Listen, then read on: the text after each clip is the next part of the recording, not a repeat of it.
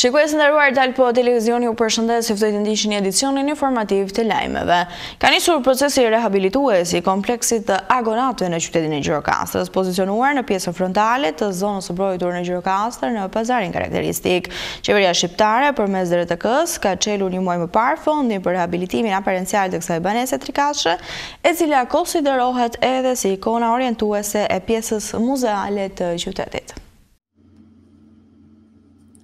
Ka nisur procesi rehabilitues i kompleksit agonatët pozicionuar në pjesën frontale të zonës së mbrojtur në Gjirokastër. Qeveria shqiptare përmes DRTK-s ka çelur një muaj më parë fondin për rehabilitimin aparencial të kësaj banese trikashe, e cila konsiderohet si ikona orientuese e pjesës muzeale të qytetit.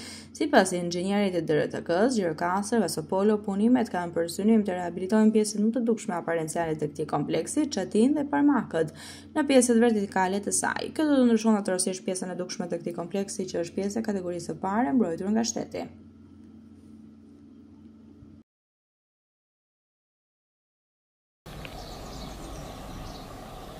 Objekti Agonatët është emblema e Gjirokastrës, është në qendër të zonës historike dhe me vlera të pallogaritshme për qytetin e Gjirokastrës. Për një kohë të gjatë, ajo është e pabanuar dhe është pothuajse e braktisur. Objekti ka pasur probleme me fasadën dhe me çatin. Fasada, veçanërisht pjesa e çatmas, duke qenë se banesa ka qenë e braktisur për disa kohë, kishte filluar probleme me çatman në fasad, me suvatimet, me sprethet dhe me çatin. Objekti ishte në rënime sipër. DRTK e Gjirokastrës, duke parë këtë gjendje, hartoi projektin e restaurimit të fasadës dhe çatis dhe Ministria e Kulturës bëri financimin e këtij projektit. Vlera e këtij projekti është rreth 3 milion lek dhe është në fazën e implementimit të gjithë paras. Kur parashikohet që të përfundojë gjithë vlerësimi, rehabilitimi i veprës? Objekti është në mbarim, koha e saj është rreth një muaj pas kësaj date. Objekti në fakt, duke qenë kaq kohë i braktisur, ka pasur ndërtime të mëdha edhe brenda.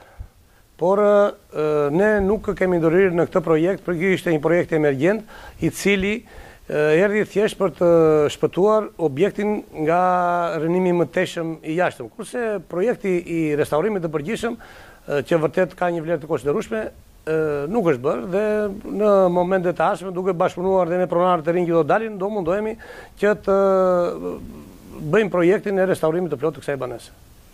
Gjithmonë në bashkëpunim me pronarët. Jemi në këtë moment me zhvillimet kryesore nga vendi.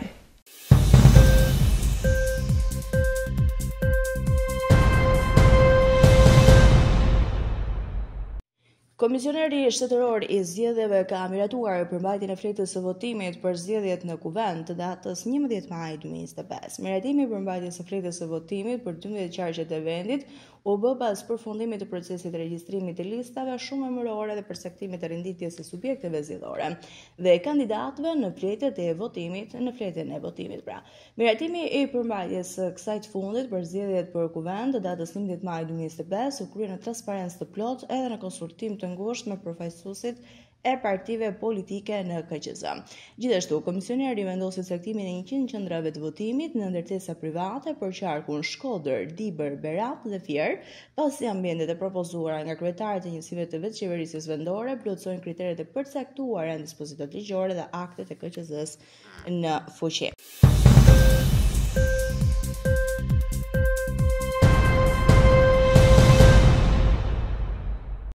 Duke e përjashtuar naftën, pjesa tjetër e eksporteve shqiptare ka pësuar një rënje rekord në 2 mujorin e parë të vitit 2025 me 28%. Të dhënat e Instat tregojnë se prodhimi vendas në pjesën e madhe të grupeve të eksportit kanë pësuar një rënje drastike. Eksportuesit shqiptar po ndikohen nga konjunktura jo e favorshme e kërkesës në tregjet ndërkombëtare, teksa shumë fabrika mbyllën aktiviteti në 2 muajt e parë të këtij viti. Rritja e eksporteve të naftës me mbi 64% në 2 mujorin e parë 2025 në krahasim me të njëjtën periudhë të vitit të kaluar, mezi ka arritur të mbulojë ndekun e rënies në të gjitha grupet e tjera.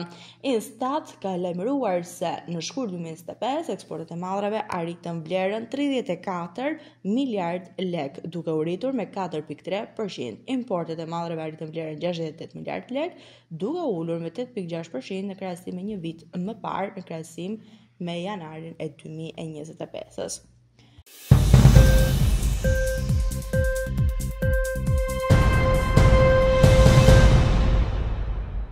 Ndalemi tashmë në një blok informativ nga bota.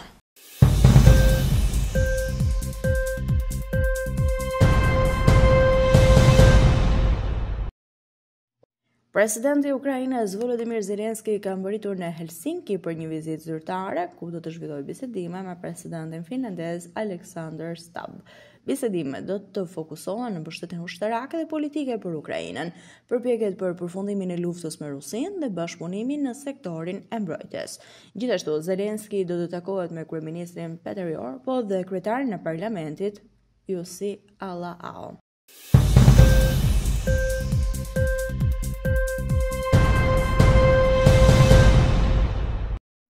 Presidenti Amerikan Donald Trump ka thënë gazetarëve se administrata e tij do të publikojë 80.000 faqe dosjesh të paredaktuara të atentatit të John Kennedy, duke e cilësuar interesante, por duke dhënë pak të dhëna se çfarë mund të përbajnë. Kjo do të publikohet sot. Ne kemi sasi të madhe letra, kemi shumë lexim, nuk besoj se do të redaktojmë ndonjë gjë.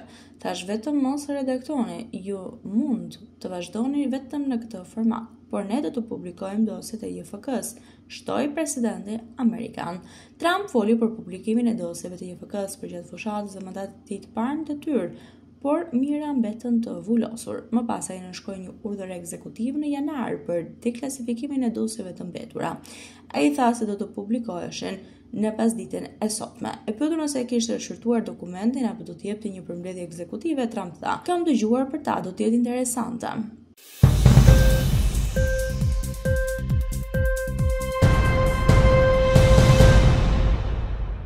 Ishte gjithçka e përgatitur për këtë edicion informativ lajmesh. Unë ju falenderoj për vëmendjen tuaj. Bashkë mirëpafshim.